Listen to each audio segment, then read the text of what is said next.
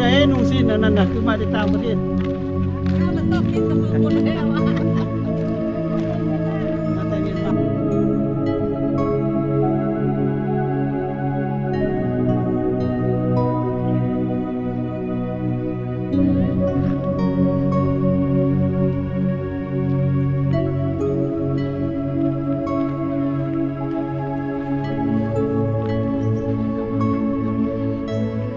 เจ้าเนาะตอนนี้เราอยู่ที่วัดบ้านโนนหินแหเนาะวัดเซนไซยารามเนาะ